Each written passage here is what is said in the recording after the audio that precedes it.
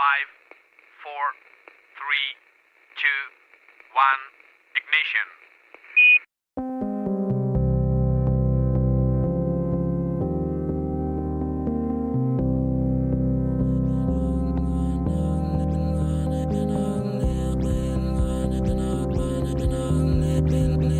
En Canal Extremadura Radio comienza Principio de Incertidumbre, con Jorge Solís.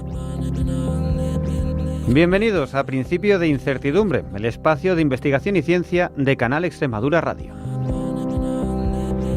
Bemacales vara. Igual esa palabreja aún le suena a alguien. A mí, desde luego, no se me olvida. Con ella mi padre me enseñó a recordar a los metales alcalinotérreos, el grupo 2 de la tabla periódica. Con esa palabra mágica se abría el fascinante universo de la química y también, como no, el de los trucos mnemotécnicos para recordar casi cualquier cosa, como para olvidarlo, bemacales vara, berilio, magnesio, calcio, estroncio, bario y radio. Lo que no sabemos es si a alguien se le ha ocurrido ya alguna forma de recordar al nionio, moscovio, teneso y oganesón, los nuevos elementos que se han incorporado a la tabla periódica hace algo menos de un mes. Sí, en pleno siglo XXI se siguen descubriendo nuevos elementos. A estos hallazgos vamos a dedicar nuestro programa de hoy porque tras ellos se esconden muchas preguntas interesantes a las que trataremos de dar respuesta. Pero antes les anunciamos que este es nuestro último programa del año. Los dos próximos fines de semana coinciden con Navidad y fin de año, así que nos volveremos a encontrar ya en 2017.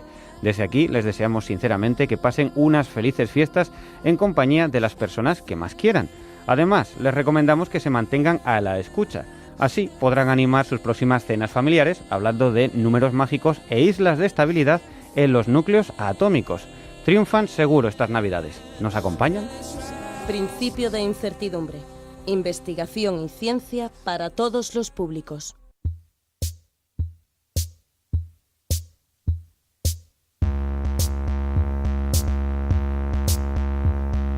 A finales de noviembre, la Unión Internacional de Química Pura y Aplicada, la IUPAC, ha publicado la nueva tabla periódica de los elementos, que incluye ya los nombres oficiales de los últimos 4 elementos químicos descubiertos, el 113, el 115, el 117 y el 118.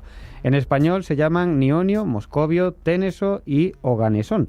Nombres que siguen la tradición de elegir términos que remiten a lugares donde se han producido sus descubrimientos o investigadores que han contribuido a su hallazgo. De esta forma, el nionio, descubierto por investigadores japoneses del centro Riken, significa la Tierra del Sol naciente. Se trata del primer elemento químico hallado y bautizado en Asia. El moscovio ha sido propuesto por el Instituto para la Investigación Nuclear en Dubna, de Rusia, y el teneso hace referencia a la Universidad Vanderbilt de Tennessee. Finalmente, la denominación del elemento oganesón subraya la labor del físico ruso Yuri Oganessian, que entre muchos otros logros destaca el descubrimiento de elementos superpesados y sus evidencias experimentales de la denominada isla de estabilidad, que veremos un poquito más adelante, que es un concepto bastante interesante. Todo esto nos lleva a cuestionarnos, seguro, si lo están escuchando esto por primera vez, cuántos elementos hay o habrá en la tabla periódica. ¿Tiene fin? ¿Cómo se producen estos nuevos elementos? ¿Qué entendemos por elementos superpesados? ¿Por qué merece la pena crearlos o estudiarlos? En fin, para adentrarnos en este fascinante, sin duda, mundo de la materia, vamos a conversar con José Fernando Benlliure Anaya, que es catedrático en el Departamento de Física de Partículas de la Universidad Santiago de Compostela. José Fernando, ¿qué tal? Buenos días y bienvenido a Principio de Incertidumbre. Hola, buenos días. Como comprenderá por el título, nos encantan estos temas. Entonces, siéntase como en casa. Y bueno, vamos a conocer un poco, seguro que es un poco sorprendente para la gente que no está metida dentro del campo, que de pronto la tabla periódica de los elementos siga creciendo, ¿no? Y siga incorporando nuevos elementos a su serie. Cuéntenos un poco cuál es este proceso que se está dando, que quizá probablemente muchos de quienes nos escuchan de cuando estudiaron aquí, la cosa ha cambiado un poquito.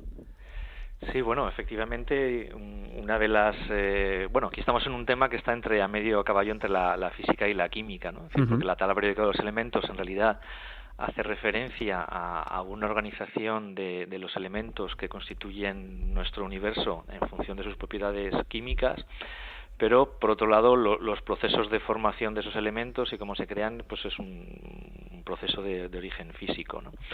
Y es verdad que uno de los principales desafíos que tiene la física en el siglo XXI, por ejemplo, es el conocer cuáles son los límites de la tabla periódica, es decir, hasta cuál es el límite en tamaño de los núcleos que constituyen la materia visible del universo, ¿no? Y en ese sentido, cuáles son los límites de la tabla periódica. Y esa es la razón por la que desde hace muchas décadas pues físicos de todo el mundo trabajan en la síntesis aquí en la Tierra de forma artificial de elementos químicos, muchos de ellos que forman parte del universo en cantidades muy pequeñas, pero que sabemos que pueden existir. Sabemos que pueden existir, pero en este caso yo entiendo que estos 4 últimos, por ejemplo, son, entre comillas, sintéticos. Es decir, ha habido que ir un poco a por ellos, ¿no? La naturaleza no los había dado de forma natural, aunque es verdad que los tolera. A ver, en principio, si la naturaleza los tolera, existen, ¿vale? Lo cual no quiere decir que existan aquí en la Tierra, ¿sabes? La mayor parte de los elementos, podemos hablar después, se producen en las estrellas, ¿no? Entonces es posible que en las estrellas existan muchos más elementos químicos de los que conocemos aquí en la Tierra, ¿de acuerdo? Y entonces esa es la razón por la que si esos elementos no existen o existen en cantidades tan pequeñas que no podemos detectarlos, pues los producimos de forma artificial utilizando aceleradores. Uh-huh. Bueno, pues si le parece, vamos a antes de pasar a cómo se ha ido formando por parte de la naturaleza o cómo lo hacen ustedes gracias a los aceleradores, vamos a hacer un vistazo un poco de qué es la tabla de los elementos, porque bueno, la primera creo que se publicó en 1869 más o menos, ¿no? Y era casi una intuición, porque claro, en aquella época no se conocía la estructura de los átomos. Y de alguna forma casi era una visión muy audaz, muy inteligente de vamos a intentar asociar los elementos que conocemos en función de sus propiedades químicas, ¿no? Que fue un poco la propuesta de Mendeleev, ¿no? Efectivamente, sí. Bueno, entonces la tabla periódica de los elementos, bueno, efectivamente surge como una forma de clasificar los diferentes componentes de la materia que teníamos en la naturaleza, ¿de acuerdo? Entonces, esa clasificación que inicialmente efectivamente se hace de forma un poco intuitiva, al final se ve que corresponde a diferentes propiedades de esa materia, ¿no? En particular a la composición de los átomos, las características de los átomos que constituyen la materia. Y entonces, pues hoy en día básicamente lo que hace la tabla periódica es clasificarnos los elementos, la materia, en función del número de protones que tienen los núcleos de esos átomos y que a su vez se corresponde con el número de electrones que hay en el átomo. Y entonces empezando por el hidrógeno, que es el elemento más simple porque está constituido por un solo protón y por un electrón, y así vamos subiendo, ¿no? Al helio, donde el helio está formado por dos electrones y 2 protones, el litio 3 protones, 3 electrones, y así sucesivamente. Uh-huh. Y de esa manera pues se van clasificando los elementos de la tabla periódica. Lo que pasa es que aquí, para clasificarlo, ya estaría, digamos, lo que es el ámbito de la química. Nos interesa mucho agruparlos un poco por la distribución que tienen de los electrones de su última capa, ¿no? ¿Les puede explicar un poquito esto? Efectivamente, es decir, aquí ya entramos efectivamente en lo que serían las propiedades químicas de los elementos, ¿de acuerdo? Entonces, lo que sabemos es que esas propiedades químicas están determinadas efectivamente por el número de electrones que tienen los átomos. Y en particular, como has dicho, esto es un concepto ya un poco más complicado, ¿no? ¿Cuántos de esos electrones están en la última capa? ¿De acuerdo? Es decir, que esto quiere decir que nosotros sabemos que los electrones que constituyen un átomo se van agrupando en capas, ¿vale? Y, esas capas, las que tienen juegan un papel principal a la hora de hacer interaccionar un átomo con otro son los electrones de la capa más externa, ¿de acuerdo? Entonces, el número de electrones que tenemos en esa capa externa es el que define, las propiedades químicas de un átomo y, por lo tanto, la afinidad, por ejemplo, de interacción entre diferentes átomos, ¿vale? Uh-huh. O sea que, si me permite un símil que he visto que me parecía interesante, es como, todos los electrones los vamos agrupando alrededor del núcleo, pero no todos están ahí a lo loco, sino que están cada uno en su capa, digamos, que es como si fuera un parking que en cada planta tiene un número concreto de plazas, ¿no? Entonces, lo que nos interesa es ver cómo queda la última. La última quiere decir que todas las anteriores están llenas. Y la última, en función de si le sobran muchas plazas o no, pues se va a comportar de una forma u otra. Y esto es un poco el origen de la química, digamos, ¿no? Te presto un electrón, no, me voy contigo, no me voy contigo, o no necesito nada y no reacciono con nadie, ¿no? Efectivamente, porque al final, es decir, desde el punto de vista de la química, ¿no? Es lo que define es la interacción entre átomos. La interacción entre átomos al final está gobernada por el intercambio de electrones entre dos átomos vecinos. Y obviamente los electrones que intercambian son esos que están en la última capa, los que están, más externos, menos ligados. y entonces la interacción va a ser más o menos efectiva en función de que yo tenga más o menos electrones disponibles en esa última capa. Y de alguna forma la tabla periódica lo que te permite es organizarlos un poquito siguiendo la semejanza entre cada uno de ellos. Procede de esa forma de electrones de la última capa, ¿no? De que sean iguales, los cojo unos con otros, ¿no? Efectivamente. Pero la diferencia, como nos ha contado, realmente de los elementos está en el núcleo. Es el kit de la cuestión del asunto, ¿no? De cuántos protones tengo en el núcleo. Eso es lo que me va a dar si tengo un elemento o tengo otro. Y eso es un poco lo que hemos ido aprendiendo con el tiempo, que cada vez hemos ido dando lugar con más. No sé muy bien un poco la historia que... hasta qué punto, digamos, nos quedamos cerrados. Creo que más o menos por la década de los 60 se tenía la noción de que ya no íbamos a descubrir más, que nos íbamos a quedar en el 104 o 105, y ahora mismo pues estábamos dando la bienvenida al 118. ¿Qué ha pasado? Sí, bueno, yo creo que quizás un poquito antes, ¿no? Yo creo que es hacia los años 40 donde se cree que la tabla periódica está más o menos cerrada, ¿de acuerdo? Y bueno, la razón es que hasta entonces, la forma que teníamos de introducir nuevos elementos en esa tabla periódica era analizando la materia que tenemos alrededor, es decir, la materia de la que está constituida la corteza terrestre. Y entonces, analizando esa materia, pues se fueron identificando los diferentes elementos de la tabla periódica. Llega un momento que por las cuestiones de medida no se encuentran más elementos disponibles en la corteza terrestre, y ahí es donde se cree que la tabla periódica está cerrada, ¿vale? Perdón, una cosa, desde digamos el 1, el hidrógeno, hasta pongamos el 99 o el 98, el californio, que se utiliza bastante, Sí. se habían ido encontrando uno a uno, el 1, el 2, el 3, el 4, en cuanto más o menos estaba cerrado, lo habíamos encontrado todo en la Tierra, o quedaba algún hueco de, pues no encontramos el 96 por ningún lado. Bueno, quedaban huecos, porque, por ejemplo, en la Tierra, es decir, aquí entramos en otro concepto importante, que es el concepto de estabilidad de los núcleos. En la Tierra, generalmente, la Tierra está constituida por materiales de núcleos que llamamos estables, es decir, son núcleos que sobreviven con el tiempo, ¿de acuerdo? Entonces, núcleos estables en realidad solo son muy pocos.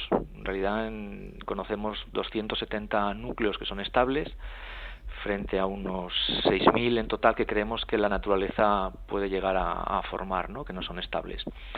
Entonces, de esos núcleos estables, básicamente tenemos núcleos estables desde el hidrógeno hasta el plomo, y a partir del plomo tenemos un salto, o sea, el plomo es el número atómico 82, y a partir de ahí, entre el plomo y el número atómico 90, que es el torio, tenemos un salto. Es decir, no hay todos los elementos entre el 82 y el 90 no tienen ningún núcleo que sea estable, y por lo tanto no existen en la Tierra.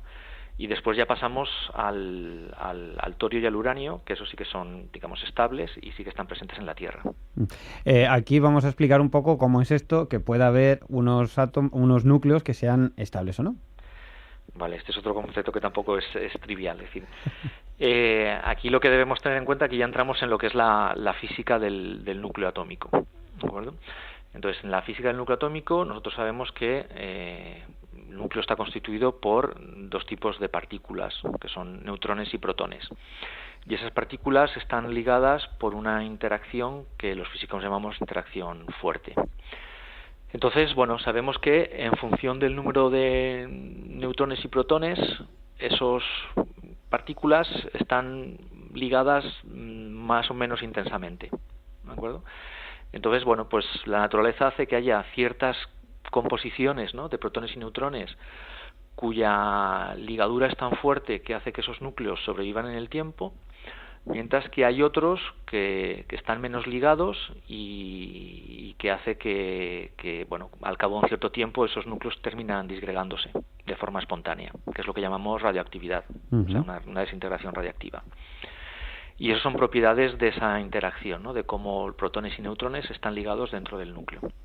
Y esto sin salirnos de un elemento. Podemos verlo en el caso del hidrógeno, ¿no? Es lo que se llama isótopos, como un mismo elemento puede tener una configuración distinta del núcleo, ¿no? El hidrógeno solamente con un protón, el hidrógeno con un neutrón, que sería ya el deuterio, ¿no? O el hidrógeno con el protón y otros dos neutrones, que sería el tritio. Entonces tenemos, sin salirnos del hidrógeno, vemos que puede presentar 3 formas de núcleo distintos y en principio sigue siendo todo hidrógeno igual, ¿no?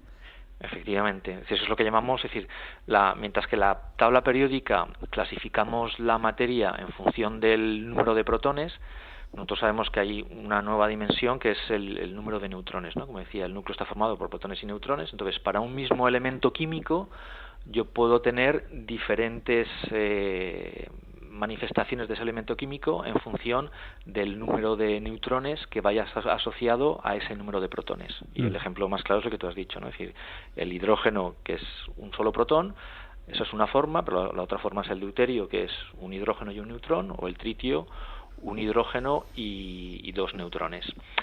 Bueno, para que te hagas una idea, por ejemplo, hoy en día los físicos hemos sido capaces de producir en el laboratorio hasta se llamaría el heptahidrógeno, es decir, un hidrógeno formado por un protón y 6 neutrones. ¿Vale? Hemos sido capaces de sintetizarlo en el laboratorio. Y volviendo a la discusión de antes, es decir, de todas esas manifestaciones de un mismo elemento químico, no todas son estables y por lo tanto no todas existen en la naturaleza. Es decir, que una determinada número de protones y neutrones es estable, pero si yo sigo añadiendo neutrones o le sigo quitando neutrones a un mismo elemento químico, pues puedo terminar una configuración que no es estable. O sea que yo tenía la visión del colegio de los neutrones, tú lo pones ahí, eso vale, sigue siendo el mismo elemento y es neutral, no tiene carga, no pasa nada, pero como nos está contando ahora muy bien, sí que afecta porque la estructura que se acaba dando en el núcleo no es igual según tenga más o menos neutrones. Y esto es un tema que te puede dar lugar, como la cifra que nos ha dado, de hasta 6.000 núcleos que son inestables, precisamente por esto. Y la cuestión es, yo no sé si de alguna forma pasa como con los electrones, y qué sucede ahí en el núcleo, que también existen capas, o cómo saben ustedes cuáles son las configuraciones que son posibles o las que no. Efectivamente, la descripción del núcleo atómico es prácticamente análoga a la del átomo, ¿vale? Entonces, y bueno, todo esto antes no lo hemos dicho, pero bueno, todo esto es consecuencia de lo que llamamos la naturaleza cuántica de esos sistemas. ¿Vale? Los sistemas microscópicos, ¿no? Como un átomo o el núcleo del átomo o las partículas que lo forman, son sistemas que no se rigen ya por las leyes de la mecánica clásica que rigen el mundo macroscópico, sino que se rigen principalmente por las leyes de la mecánica cuántica, ¿no? Y eso es lo que hace que esos constituyentes se agrupen en capas, que llamamos, ¿no? Y entonces yo tengo capas a nivel atómico y tengo capas a nivel nuclear, ¿no? Y lo mismo, la misma analogía, ¿no? Igual que son los electrones de la última capa los que definen las propiedades químicas del átomo, son los protones y neutrones de las últimas capas los que definen las propiedades nucleares de un núcleo.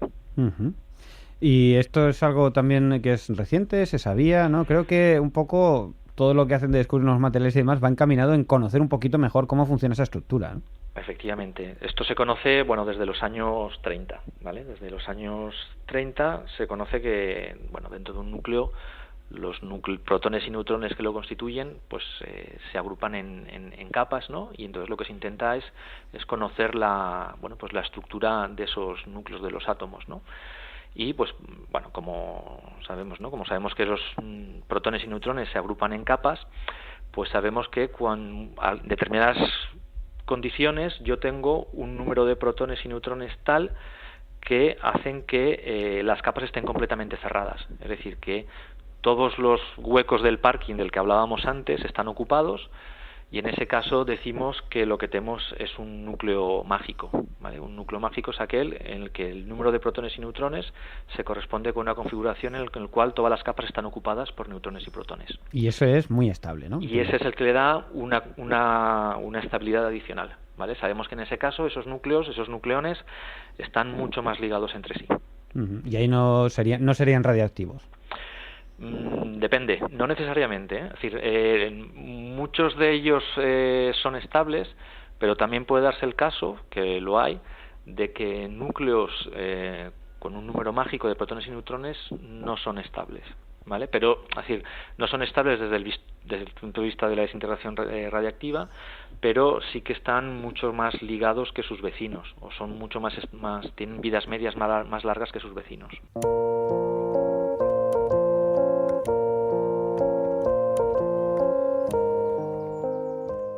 si le parece, volvemos a ese momento de en torno a los años 30 donde pensamos que íbamos a llegar en torno al 100, 104, que ya de ahí no íbamos a pasar más. Bueno, pues en ese momento el hecho diferencial que ocurre es que los ingenieros y los físicos son capaces de construir los primeros aceleradores, ¿vale? Entonces es un desarrollo tecnológico el que nos permite ir más allá, ¿no? Porque como decía yo antes, hasta ese momento básicamente los elementos de la tabla periódica que conocíamos los habíamos obtenido analizando el material que tenemos en la corteza terrestre. Lo que habíamos ido encontrando por aquí. Efectivamente.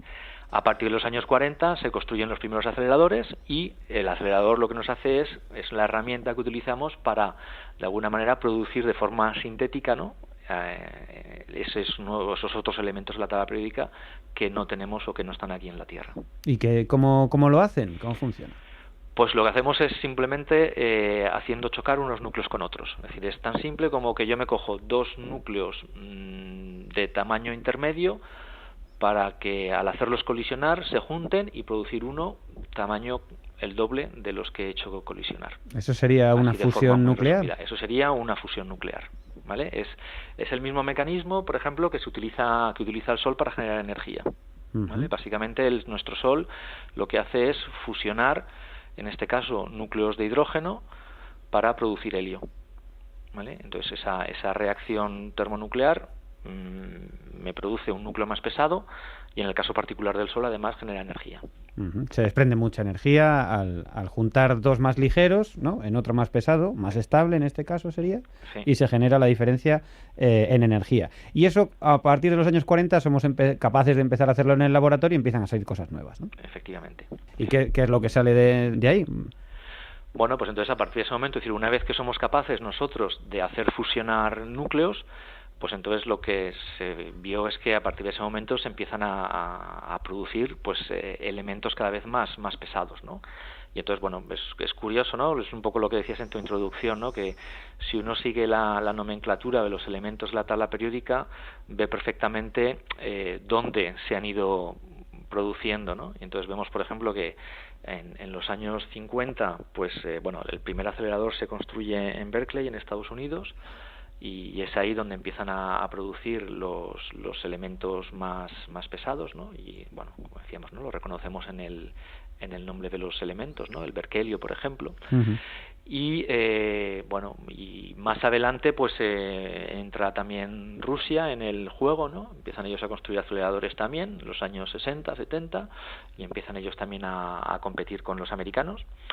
Y de hecho, bueno, decir, esto es un anecdótico, ¿no? Pero en los años 60, 70 la producción de elementos superpesados pues fue algo análogo a la carrera espacial y algo completamente dominado por la época, ¿no? Por la Guerra Fría, es decir, que era un momento de competencia brutal entre rusos y americanos para ver quién era el primero en producir el siguiente elemento químico de la tabla periódica. Claro, porque, en fin, también estamos hablando de algo que es investigación, pero estamos hablando de aprender a fusionar núcleos, ¿no? Estamos hablando también de energía nuclear, de alguna manera, ¿no? Entiendo que todo lo que vayas aprendiendo en el campo te sirve tanto para el conocimiento físico como para el conocimiento energético o incluso militar, si llega el caso, ¿no? Efectivamente, sí.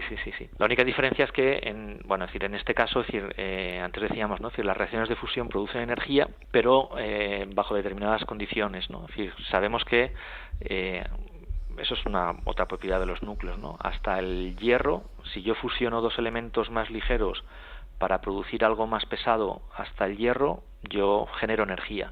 A partir del hierro ocurre lo contrario. A partir del hierro, si yo hago fusionar dos elementos para producir algo más pesado que el hierro, yo pierdo energía.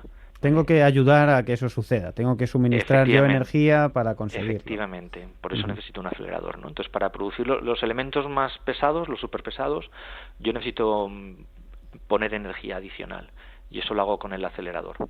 Hombre, también habría que entender otro concepto, que para fusionar núcleos, los núcleos están formados por protones que tienen la misma carga, así que normalmente las mismas cargas se repelen siempre, por lo tanto para juntarlas hay que realmente aportarles una cantidad de energía asombrosa para que puedan vencer esa repulsión, ¿no?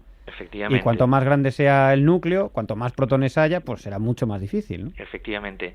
Lo único que ocurre es que volviendo a la discusión de antes, cuando los elementos son ligeros, es verdad que yo siempre necesito una energía inicial, ¿no?, para iniciar esa fusión. Lo que pasa es que cuando son ligeros, después la energía que yo genero es mayor a la que yo he metido en el sistema. ¿Vale? Sin embargo, cuando son pesados, yo pierdo energía. Tengo que poner energía para sobrepasar lo que llamamos esa barrera coulombiana, ¿no?, esa repulsión coulombiana entre los núcleos, pero esa energía la pierdo en el proceso de transformación en un núcleo más pesado. Bueno, y eso entonces ya lo conocemos, lo vamos haciendo, vamos aportando más. Y se han incorporado 4, finalmente, en noviembre de este año, por lo menos ya de forma oficial, con su propio nombre y demás. Esto es algo que, en fin, sabemos que pueda llegar a haber un fin, ¿no? Es muy complicado haber llegado a este punto, hemos aprendido mucho al hacerlo. Bueno, es decir, hoy en día el reto, como decíamos, era el seguir produciendo aquí en la Tierra elementos cada vez más pesados para intentar determinar cuál es el límite, ¿no?, en la naturaleza.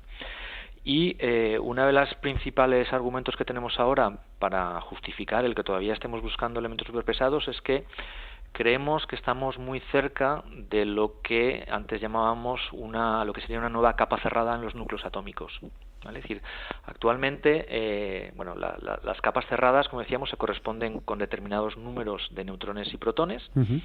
Entonces, el elemento más pesado que conocemos con un doble cierre de capa es el plomo 208, porque el plomo 208 tiene 126 neutrones que me cierran una capa y tiene 82 protones que también me cierran otra capa.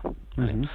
Ahora lo que estamos buscando es la siguiente capa en el número de protones, ¿no? Es decir, el número 82 es el último que conocemos como capa cerrada en protones, y igual que tenemos un 126 neutrones, también esperamos que alrededor del 120 protones haya otra capa cerrada, ¿vale? Es decir, que existan elementos vamos por el químicos, 118, más o menos, ¿no? Bueno, por ahí, es decir, ahora eso ya es un poco depende de los cálculos que se hagan, ¿no? Depende del modelo que se utilice, pues bueno, hay modelos que dan entre el 114 y el 120, ahí tiene que estar por ahí, ¿no?, la cosa. Y entonces es lo que estamos buscando, digamos, lo que se llama la siguiente isla de estabilidad, ¿no? Es decir, que en algún momento tiene que haber elementos superpesados que, si no son completamente estables, sí que tengan una vida media bastante grande y puedan existir en algún lado en la naturaleza.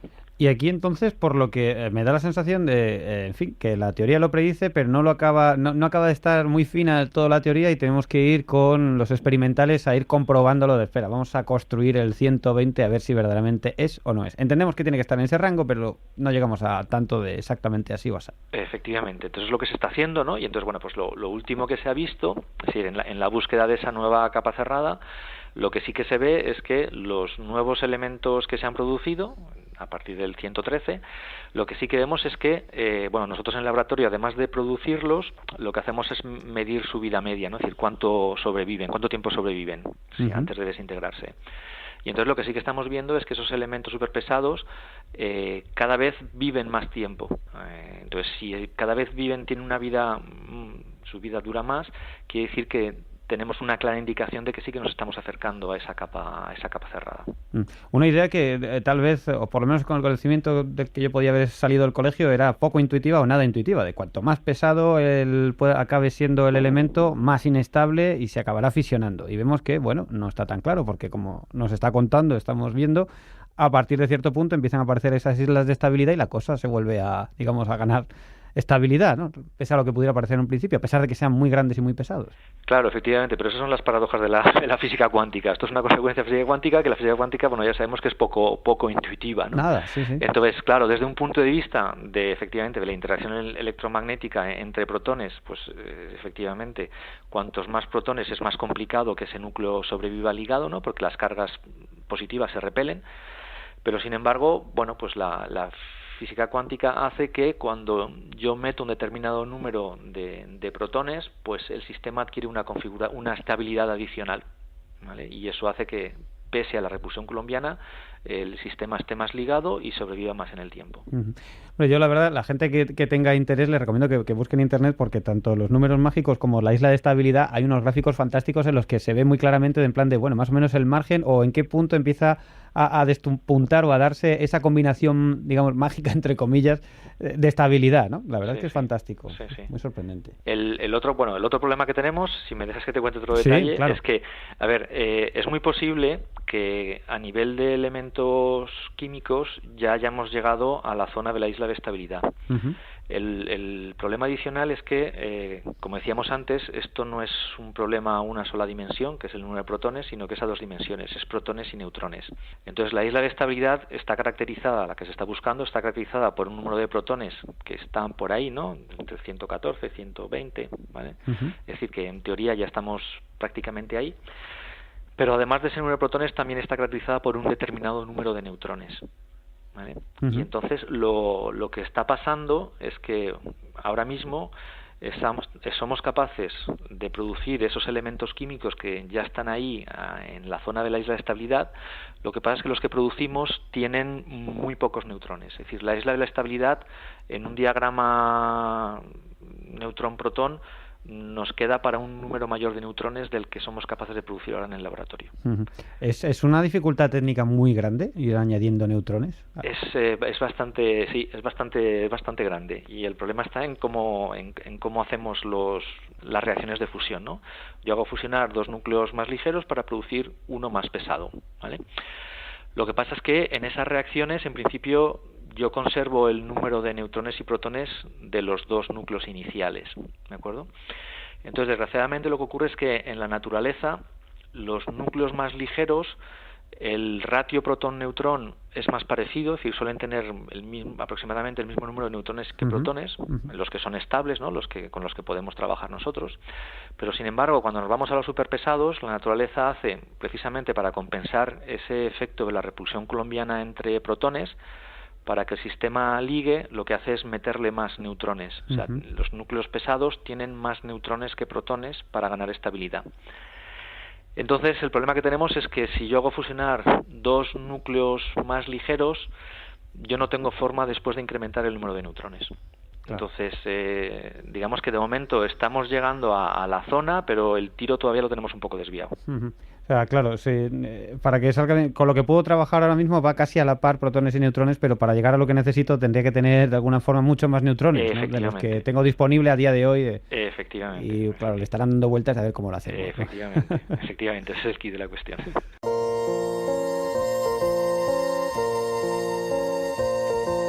Bueno, pues esto es con respecto a lo que estamos haciendo en el laboratorio con los aceleradores y demás, pero claro, nos queda una gran pregunta de ¿y la naturaleza cómo lo ha hecho? ¿O qué ha sucedido? ¿Cómo es posible que, en fin, siendo así, como nos ha estado contando, existan elementos más allá del hierro?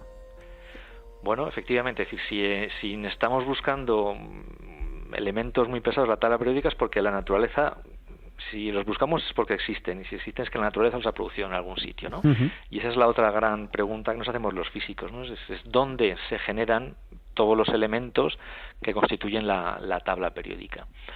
Y bueno, y eso es motivo de estudio también desde los años 40. Uh-huh. Y bueno, pues hoy en día sabemos que hay principalmente dos escenarios donde se han generado los elementos de la tabla periódica, que son los primeros instantes del universo, ¿no? Lo que conocemos como Big Bang, y posteriormente en las estrellas. Uh-huh. Claro, pero las estrellas, normalmente, las que conocemos más, como la nuestra, que la tenemos aquí cerca y la tenemos más estudiada, lo que hace es fusionar y fusionar, ¿no? Tenemos ese hidrógeno que luego pasa a helio, etcétera. Pero claro, como nos ha estado contando hasta ahora, cuando llegamos al hierro ya la fusión no es tan buena idea o tan útil porque ya necesitaría más energía de la que desprende. Efectivamente, entonces nosotros sabemos en el Big Bang lo que genera la naturaleza es un universo que está constituido básicamente por hidrógeno y por helio, ¿vale? Principalmente por hidrógeno al 75% y un 20 y tantos % de helio y luego cantidades muy pequeñitas de otros elementos más pesados, litio y berilio. Uh-huh. Y a partir de esa materia es la que luego posteriormente se forman las estrellas, y las estrellas lo que hacen ya es transformar principalmente ese hidrógeno, como has dicho, en helio, en carbono y elementos más pesados.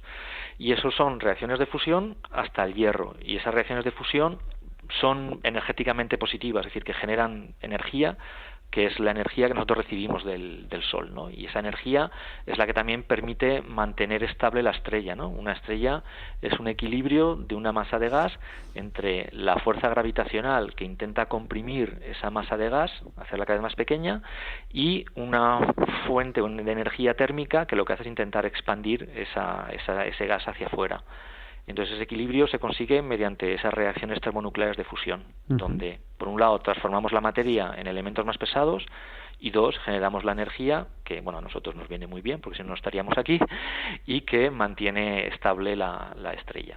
Y entonces ese proceso es válido, como decíamos, hasta el hierro. Es decir, en una estrella se van fusionando elementos ligeros hasta producir más pesados hasta el hierro. Una vez llego al hierro, mi motor se me apaga. Se me apaga porque mi motor ya no genera energía, sino que la consume. ¿Vale? Y ahí una estrella, es decir, lo que sabemos es que el tipo de combustible que una estrella quema y por lo tanto los elementos de la tabla periódica que genera dependen del tamaño de la estrella. Es decir, que las estrellas más pequeñas, típicamente como nuestro Sol, lo que hacen es quemar hidrógeno para producir helio en una primera etapa y en una segunda etapa quemará helio para producir carbono y ahí se terminará. Es decir, nuestra estrella no tendrá ya más capacidad de seguir produciendo núcleos más pesados, pero en otras estrellas más masivas, de mayor masa, se va a seguir quemando carbono, silicio, oxígeno hasta llegar a la zona del hierro y ahí sí que se apagan todas las estrellas. Ahí ya no hay, en principio, forma de seguir produciendo elementos más pesados por fusión. Y ahí es donde pensamos que, bueno, de momento especulamos los físicos sobre dónde se podrían producir los elementos más pesados que el hierro. Pero a día de hoy no lo tenemos claro. O sea, bueno, tenemos muchas ideas. Tenemos ideas, es decir, lo que sabemos es que a partir del hierro esos elementos no se pueden producir por reacciones de fusión. Entonces son otro tipo de reacciones las que dan lugar a la producción de los elementos más pesados. Y tenemos dos alternativas. Entonces, una es por reacciones que llamamos de captura de protones o por reacciones de captura de neutrones. ¿De acuerdo? Y entonces, a partir de ahí, intentamos nosotros establecer escenarios astrofísicos donde pueda haber gran cantidad de protones que los núcleos puedan capturar o gran cantidad de neutrones que también ellos puedan capturar y producir los elementos más pesados que el hierro. ¿Y así tendremos candidatos? Imagino que sí. Vamos, los elementos más pesados que conocemos, ¿no? Es decir, más allá del plomo, esos estamos convencidos que se producen por reacciones de captura de neutrones. Es decir, que me hace falta un escenario estelar donde se producen neutrones. ¿Vale? El problema es que el neutrón, si recordamos, el neutrón es una partícula que tampoco es estable. Es decir, el neutrón libre tiene una vida media de unos 12 minutos, ¿vale? Es decir, que los neutrones tienen que generarse, es decir, necesitamos estrellas o escenarios astrofísicos que produzcan neutrones. Y básicamente los físicos ahora tenemos dos candidatos, dos escenarios astrofísicos donde creemos que se puede generar la suficientemente cantidad de neutrones como para que núcleos que se han producido hasta la región del hierro puedan empezar a capturar esos neutrones y producir elementos más pesados.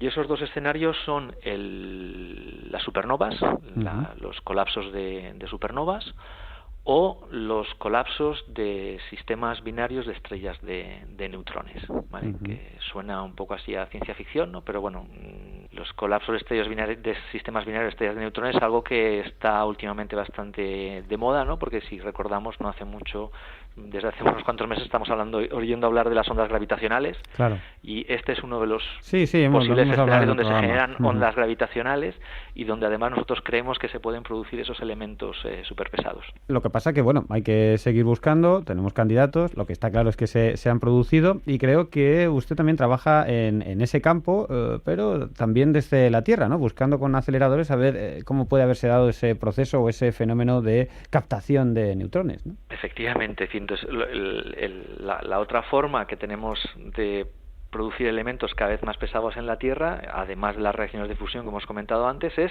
imitar a las estrellas, ¿no? Es decir, es intentar reproducir esas reacciones de captura de neutrones y ir produciendo esos elementos más pesados. Y es importante porque nosotros lo que queremos es estudiar las propiedades de esos núcleos, ¿vale? Hay que tener en cuenta que en las estrellas, cuando se producen elementos más pesados, ¿no?, por reacción de captura de neutrón. Al contrario de lo que hablábamos aquí antes, ¿no?, de que las reacciones que utilizamos en Tierra tienen un déficit de neutrones, ¿no?, y por eso teníamos el tiro un poco desviado, ¿no?, respecto a la isla de estabilidad. En la estrella ocurre todo lo contrario, es decir, la captura de neutrones es, bueno, el nombre lo dice, ¿no?, lo que me hace es producir núcleos que son muy ricos en neutrones, son muy inestables, muy ricos en neutrones, ¿no?, y luego esos núcleos se van desintegrando, transforman un neutrón en un protón y de esa manera van subiendo en la tabla periódica. Entonces vamos por la otra, digamos, por la región de núcleos muy ricos en neutrones, produciendo elementos cada vez más pesados. Entonces lo que es interesante para nosotros es intentar sintetizar aquí en la Tierra esos núcleos pesados ricos en neutrones, porque de esa forma, a partir de sus propiedades, pues podemos intentar identificar si, por ejemplo, el escenario de una explosión de una supernova o el escenario del colapso gravitacional de un sistema binario de estrellas de neutrones es compatible con el origen de esos elementos pesados en la tabla periódica. Y entonces, bueno, pues lo que hacemos aquí en la Tierra es eso. En particular, mi grupo de investigación, trabajamos en producir núcleos pesados ricos en neutrones y en estudiar sus propiedades, ¿no?, en particular su vida media, ¿no?, y eso pues nos está permitiendo caracterizar ese proceso de generación de núcleos pesados en las estrellas. ¿Y eso lo hacen en aceleradores en FER, en Alemania? Sí, nosotros estamos utilizando, para hacer esto, nosotros lo que utilizamos son aceleradores donde podemos acelerar núcleos pesados a energías importantes, y en particular nosotros estamos utilizando un acelerador que está en Alemania, que se llama FER, y bueno, y ese acelerador pues lo que nos permite es eso, ¿no?, igual que decíamos antes, ¿no?, por reacciones entre diferentes núcleos, pues voy produciendo núcleos más pesados y después mido las propiedades de esos núcleos pesados. Qué interesante. Todo esto creo que se llama proceso R, ¿no?, de alguna forma lo que... Sí, a ver, el proceso R es lo que se llama, bueno, el proceso R es, bueno, las siglas en inglés, ¿no?, es Rapid Neutron Capture, que es captura rápida de neutrones, ¿no? Es decir, nosotros creemos que los elementos más pesados del universo se producen en escenarios astrofísicos donde hay muchos neutrones y los núcleos son capaces de capturar de forma muy rápida esos neutrones y en poco tiempo, estamos hablando de segundos, ¿no?, estamos hablando de que en pocos segundos una estrella es capaz de sintetizar elementos más allá de los que actualmente conocemos, ¿no?, más allá del 118 tal, que es el último que hemos conocido aquí, ¿no? Es decir, que una estrella cuya composición es como mucho, está formada por elementos hasta el hierro, en el momento en que se produce, por ejemplo, el colapso de la supernova o el colapso del sistema binario de estrellas de neutrones, en muy pocos segundos se generaría toda la materia hasta bueno, más allá del 118. Bueno, como vemos, somos polvo de estrellas. No es una licencia poética, es real. Otra cosa es que acabemos conociendo todos los pormenores de ese camino en medio, ¿no? Así que tenemos que seguir muy atentos a todo este tipo de investigación y, desde luego, pues también a ideas como las que elaboran en su grupo José Fernando Benlliure, que es catedrático en el Departamento de Física de Partículas de la Universidad de Santiago de Compostela. Muchas gracias por el tiempo que has compartido con nosotros y también por contarnos de una forma tan gráfica y yo creo que tan accesible estos temas tan complicados pero también tan apasionantes. Bueno, pues muchas gracias a vosotros y nada, ha sido un placer y bueno, pues cuando queráis, aquí estamos.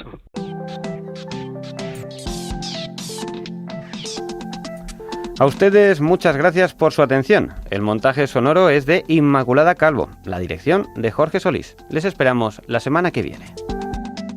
Principio de incertidumbre @canalextremadura.es